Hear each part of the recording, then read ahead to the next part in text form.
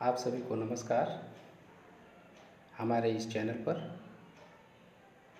आज हम आत्मपरिचय के शेष जो अनुभूतियाँ हैं उन अनुभूतियों की व्याख्या समझेंगे और साथ में बोधात्मक प्रश्नों को भी समझेंगे। तो आइए शुरू करते हैं।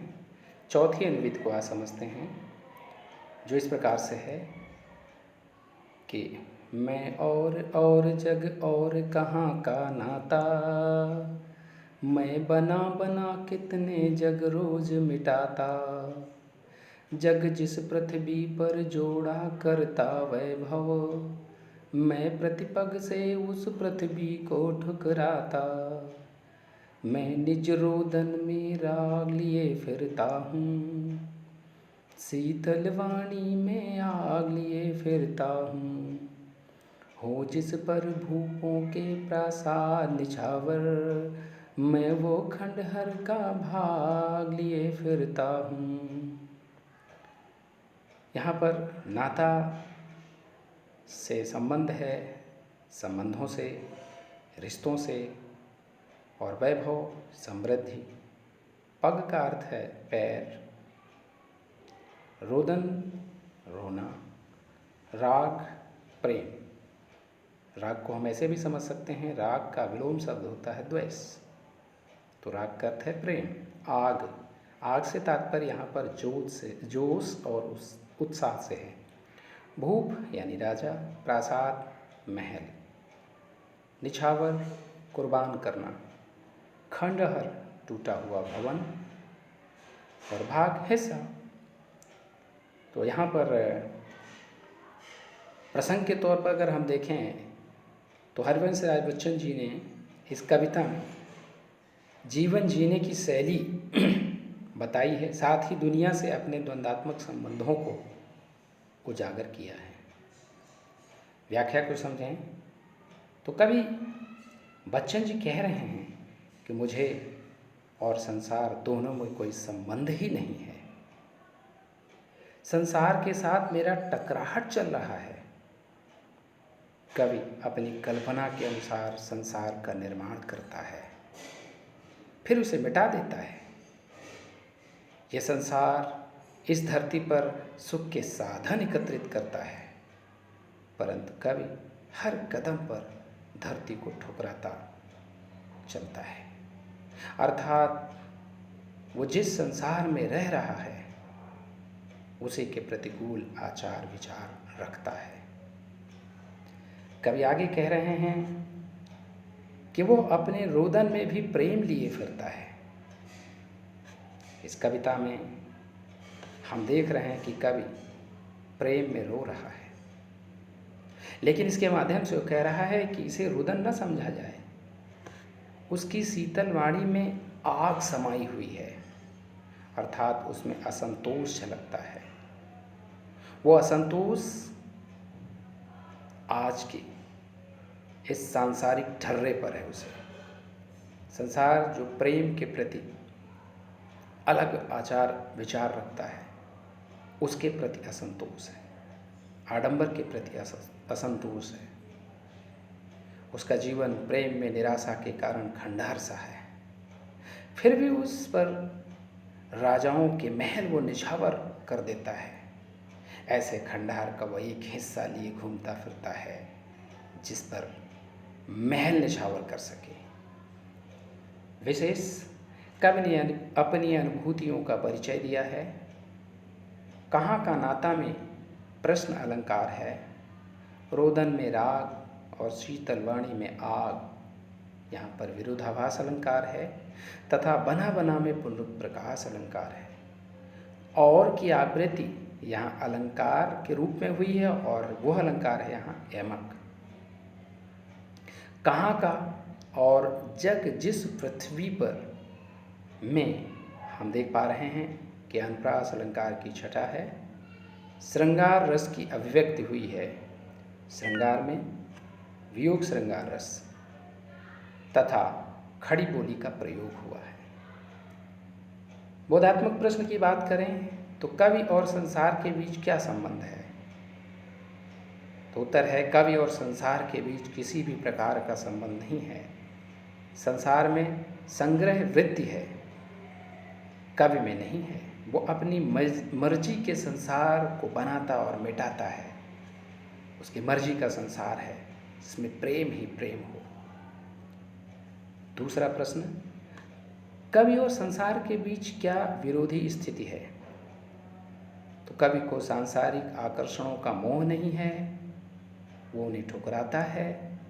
इसके अलावा वो अपने अनुसार व्यवहार करता है, जबकि संसार में लोग अपार धन संपत्ति एकत्रित करते हैं तथा सांसारिक नियमों के अनुरूप व्यवहार करते हैं। तीसरा प्रश्न, शीतल वाणी में आग लिए फिरता हूँ, इससे कवि का क्या तात्पर्य है? तो यहाँ पर इसका उत्तर है कि अपनी शीतल व मधुर आवाज़ में भी वो जोश, आत्मविश्वास, साहस, दृढ़ता जैसी भावनाएं बनाए रखता है ताकि वो दूसरों को भी जागृत कर सके। और ये जागृति है आडंबर के प्रति, ये जागृति है बनावटी जिंदगी के प्रति, ये जागृति है आज के तनाव भरी जिंदगी में भी हंसते खेलते और प्रेम में जीवन बिताने के प्रति। कवि के पास ऐसा क्या है जिस पर बड़े बड़े राजा न्यौछावर हो जाते हैं, उनके महल न्यौछावर हो जाते हैं?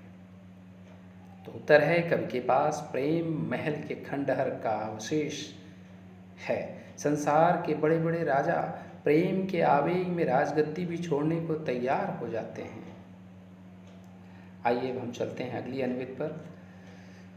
मैं रोया इसको तुम कहते हो गाना, मैं फूट पड़ा तुम कहते छंद बनाना। क्यों कवि कहकर संसार मुझे अपनाए, मैं दुनिया का हूँ एक नया दीवाना। मैं दीवानों का वेश लिए फिरता हूँ, मैं मादकता निःशेष लिए फिरता हूँ। जिसकी सुनकर लहराए, मैं मस्ती का संदेश लिए फिरता हूँ। यहाँ पर फूट पड़ा यानी जोर जोर से रोया, दीवाना यानी पागल, मादकता एक प्रकार की मस्ती, निःशेष संपूर्ण।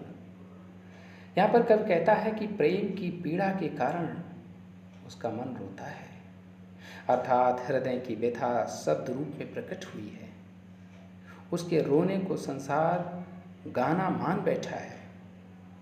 जब वेदना अधिक हो जाती है तो वो दुख को शब्दों के माध्यम से व्यक्त करता है। संसार इस प्रक्रिया को छंद बनाना कहता है। संसार के लोग इसे छंद बनाना कहते हैं। कवि प्रश्न करता है कि ये संसार मुझे कवि के रूप में अपनाने के लिए तैयार क्यों है? वो स्वयं को नया दीवाना कहता है जो हर स्थिति में मस्त रहता है। समाज उसे दीवाना क्यों नहीं स्वीकार करता? वो दीवानों का रूप धारण करके संसार में घूमता रहता है।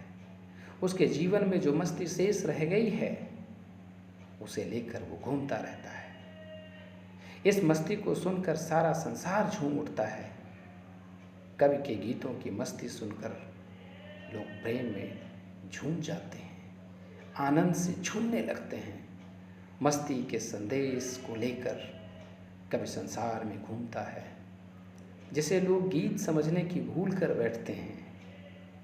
तो इस प्रकार से इसकी व्याख्या हुई। और अब विशेष काव्य सौंदर्य की अगर बात करें तो कवि मस्त प्रकृति का है, उसका व्यक्तित्व प्रकट यहाँ पर हुआ है।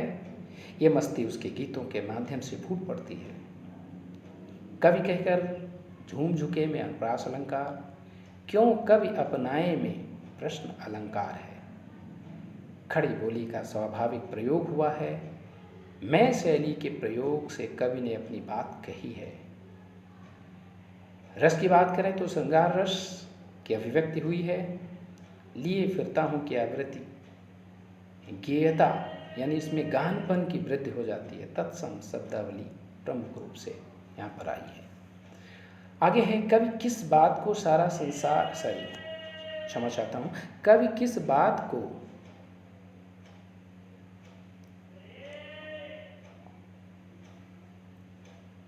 क्षमा करें, यहाँ कुछ स्पष्ट नहीं है। प्रश्न है कि कवि ये कहता है कि संसार किस बात को उसका गीत समझता है। तो यहाँ पर है उत्तर, कवि कहता है कि जब वो विरह की पीड़ा के कारण रोने लगता है तो संसार उसे गाना समझता है, और अत्यधिक वेदना जब शब्दों के माध्यम से फूट पड़ती है तो उसे छंद बनाना कहते हैं। यहाँ पर अगले प्रश्न की अगर बात करें तो कवि स्वयं को क्या कहना पसंद करता है और क्यों? तो कवि स्वयं को कवि के बजाय दीवाना कहलाना पसंद करता है, क्योंकि वो अपनी असलियत जानता है। उसकी कविताओं में दीवानगी है। कवि की मनोदशा कैसी है? तो उत्तर है, कवि की मनोदशा दीवानों जैसी है। वो मस्ती में चूर है, उसके गीतों पर दुनिया झूमती है, वो मदमस्त है। अगला प्रश्न, कवि संसार को क्या संदेश देता है? संसार पर उसकी क्या प्रतिक्रिया होती है? तो उत्तर है, कवि संसार को प्रेम की मस्ती का संदेश देता है। उसके संदेश पर संसार झूमता है, झुकता है और आनंद से लहराता है। इस प्रकार से सभी अंशों की व्याख्या यहाँ पर समाप्त होती है। अब आइए चलते हैं पाठ्यपुस्तक के प्रश्नों को हल करते हैं। तो कविता के साथ पहला प्रश्न है, कविता एक और जीवन का भार लिए फिरने की बात करती है। थोड़ा सा व्यवधान उत्पन्न हुआ, उसके लिए क्षमा चाहता हूँ। पुनः देखते हैं। कविता एक ओर जग जीवन का भार लिए घूमने की बात करती है और दूसरी ओर मैं कभी न जग का ध्यान किया करता हूँ। इन दो विपरीत से लगते कथनों का क्या आशय है? तो उत्तर है, जग जीवन का भार लेने से कवि का अभिप्राय ये है कि वो सांसारिक दायित्वों का निर्वाह कर रहा है, आम व्यक्ति से वो अलग नहीं है तथा सुख दुख हानि लाभ आदि को झेलते हुए अपनी यात्रा पूरी कर रहा है। दूसरी तरफ कवि कहता है कि वो कभी संसार की तरफ ध्यान नहीं देता। यहाँ कवि सांसारिक दायित्वों की अनदेखी की बात नहीं करता, वो संसार के निरर्थक बातों पर ध्यान न देकर केवल प्रेम पर अपना ध्यान केंद्रित रखता है। साधारण व्यक्ति सामाजिक बाधाओं से डरकर कुछ नहीं कर पाता। कवि सांसारिक बाधाओं की परवाह नहीं करता। अतः इन दोनों पंक्तियों में अपने अपने निहितार्थ हैं, ये एक दूसरे के विरोधी न होकर के पूरक हैं। दूसरा प्रश्न है, जहाँ पर दाना रहते हैं वहीं नादान भी होते हैं, कवि ने ऐसा क्यों कहा है? बच्चों, बहुत ही महत्वपूर्ण प्रश्न है ये। तो इसका उत्तर है, नादान यानी मूर्ख व्यक्ति सांसारिक मायाजाल में उलझ जाते हैं। मनुष्य इस मायाजाल को निरर्थक मानते हुए भी इसी के चक्कर में फंसा रहता है। संसार असत्य है, मनुष्य इसे सत्य मानने की नादानी कर बैठता है और मोक्ष के लक्ष्य को भूलकर संग्रह वृत्ति में पड़ जाता है। इसके विपरीत कुछ ज्ञानी लोग भी समाज में रहते हैं जो मोक्ष के लक्ष्य को नहीं भूलते, अर्थात संसार में हर तरह के लोग रहते हैं। तीसरा प्रश्न है, मैं और जग और कहाँ का नाता? इस पंक्ति में और शब्द की विशेषता स्पष्ट करना है। तो यहाँ और शब्द का 3 बार प्रयोग हुआ है, अतः यहाँ यमक अलंकार है। पहले और में कवि स्वयं को आम व्यक्ति से अलग बताता है। वो आम यानी साधारण आदमी की तरह भौतिक चीज़ों के संग्रह के चक्कर में नहीं पड़ता। दूसरे और के प्रयोग में संसार की विशिष्टता को बताया गया है। संसार में आम व्यक्ति सांसारिक सुख सुविधाओं को अंतिम लक्ष्य मानता है। यह प्रवृत्ति कवि की विचारधारा से अलग है। तीसरे और का प्रयोग संसार और कवि में किस तरह का संबंध है, अर्थात संसार और कवि में किसी तरह का संबंध नहीं है, यह दर्शाने के लिए प्रयोग किया गया है। चौथा और फिर महत्वपूर्ण प्रश्न जो कई बार बोर्ड में आ चुका है, शीतल वाणी में आग होने का क्या अभिप्राय है? अथवा इसको इस तरह से पूछ सकते हैं, शीतल वाणी में आग लिए फिरता हूँ, इस कथन से कवि का क्या आशय है? अथवा आत्मपरिचय में कवि के कथन शीतल वाणी में आग लिए फिरता हूँ का विरोधाभास स्पष्ट कीजिए। 3 प्रकार से प्रश्न पूछा जाता है। तो आइए इसका उत्तर देखते हैं। कवि ने यहाँ विरोधाभास अलंकार का प्रयोग किया है। कवि की वाणी यद्यपि शीतल है, परंतु उसके मन में विद्रोह, असंतोष का भाव प्रबल है। वो समाज की व्यवस्था से संतुष्ट नहीं है। वो प्रेम रहित संसार को अस्वीकार करता है। अतः अपनी वाणी के माध्यम से अपनी असंतुष्टि को व्यक्त करता है। वो अपने कवित्व धर्म को ईमानदारी से निभाते हुए लोगों को जागृत कर रहा है। आइए हम 5वें प्रश्न पर चलते हैं। बच्चे किस बात की आशा में नीड़ों से झांक रहे होंगे? ये जो दूसरी कविता है उस पर आधारित है। तो पक्षी दिन भर भोजन की तलाश में भटकते फिरते हैं। उनके बच्चे घोंसलों में माँ पिता की राह देखते रहते हैं कि माँ और पिता उनके लिए दाना लाएंगे और उनका पेट भरेंगे। साथ ही साथ वे माँ बाप के स्नेह स्पर्श पाने के लिए भी प्रतीक्षारत रहते हैं। छोटे बच्चों को माता पिता का स्पर्श, उनकी गोद में बैठना, उनका प्रेम प्रदर्शन भी असीम आनंद देता है। इन सब की पूर्ति के लिए वे नीड़ों से झांक रहे होते हैं। आइए अब देखते हैं 6वां प्रश्न। दिन जल्दी जल्दी ढलता है कि आवृत्ति से कवि की किस विशेषता का पता चलता है? तो इसका उत्तर हुआ कि दिन जल्दी जल्दी ढलता है कि आवृत्ति से ये प्रकट होता है कि लक्ष्य की तरफ बढ़ते हुए मनुष्य को समय बीतने का पता ही नहीं चलता। पथिक लक्ष्य तक पहुँचने के लिए आतुर होता है। इस पंक्ति की आवृत्ति समय के निरंतर चलायमान प्रवृत्ति को भी बताती है। समय किसी की प्रतीक्षा नहीं करता। अतः समय के साथ स्वयं को समायोजित करना प्राणियों के लिए आवश्यक है। अब हम आगे चलते हैं कविता के आसपास। संसार में कष्टों को सहते हुए भी खुशी और मस्ती का माहौल कैसे पैदा किया जा सकता है?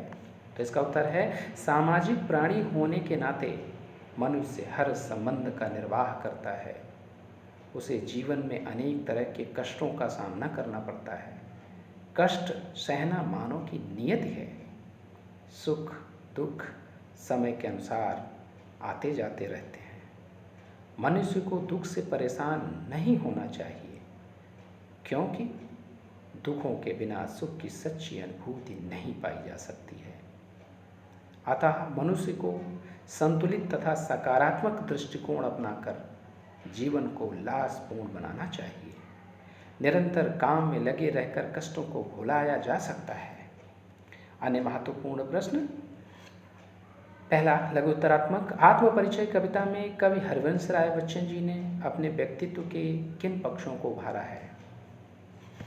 तो उत्तर है, आत्मपरिचय कविता में कवि हरिवंश राय बच्चन जी ने अपने व्यक्तित्व के निम्नलिखित पक्षों को उभारा है। पहला, कवि अपने जीवन में मिली आशाओं निराशाओं से संतुष्ट है। वह अपनी धुन में मस्त रहने वाला व्यक्ति है। कवि संसार को मिथ्या समझते हुए हानि लाभ, यश अपयश, सुख दुख को समान समझता है। कवि संतोषी प्रवृत्ति का है। वो वाणी के माध्यम से अपना आक्रोश प्रकट करता है। और दूसरा प्रश्न, आत्मपरिचय कविता का प्रतिपाद्य। इस पर हम पहले चर्चा कर चुके हैं। दिन जल्दी जल्दी ढलता है कविता का उद्देश्य बताइए। इसे हम बता चुके हैं इसके पहले। आत्मपरिचय कविता को दृष्टि में रखते हुए कवि के कथ्य को अपने शब्दों में प्रस्तुत कीजिए। तो आइए इसको समझ लेते हैं। आत्मपरिचय कविता में कवि कहता है कि यद्यपि वो सांसारिक कठिनाइयों से जूझ रहा है, फिर भी वो इस जीवन से प्यार करता है। वो अपनी आशाओं निराशाओं से संतुष्ट है। वो संसार से मिले प्रेम व स्नेह की परवाह नहीं करता, क्योंकि संसार उन्हीं लोगों की जय जयकार करता है जो उसकी इच्छा अनुसार व्यवहार करते हैं। वो अपनी धुन में रहने वाला व्यक्ति है। कवि संतोषी प्रवृत्ति का है। वो अपनी वाणी के जरिए अपना आक्रोश व्यक्त करता है। उसकी व्यथा शब्दों के माध्यम से प्रकट होती है तो संसार उसे गाना मानता है। वो संसार को अपने गीतों, द्वंद्वों के माध्यम से प्रसन्न करने का प्रयास करता है। कवि सभी को सामंजस्य बनाए रखने के लिए कहता है, अर्थात सुख व दुख उसमें संतुलन बना के जीवन जीने का संदेश। कौन सा विचार, अगला प्रश्न, कौन सा विचार दिन ढलने के बाद लौट रहे पंथी के कदमों को धीमा कर देता है? बच्चन के गीतों को के आधार पर स्पष्ट कीजिए। कभी एकाकी जीवन व्यतीत कर रहा है।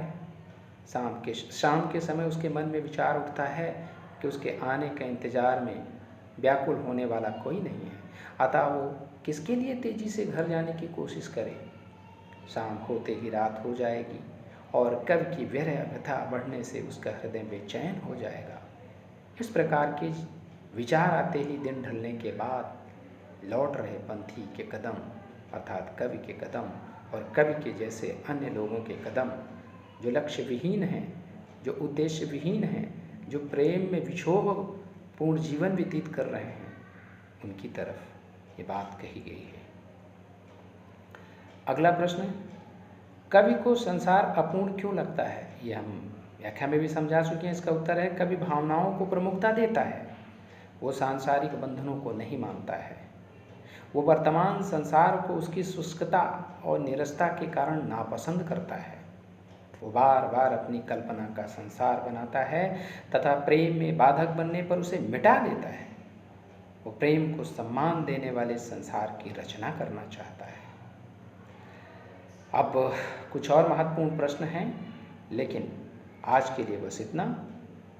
आशा है आप सभी को पसंद आया होगा और इसके अनुसार अपने पाठ को तैयार करेंगे। फिर मिलते हैं अगले वीडियो के साथ। तब तक के लिए नमस्कार।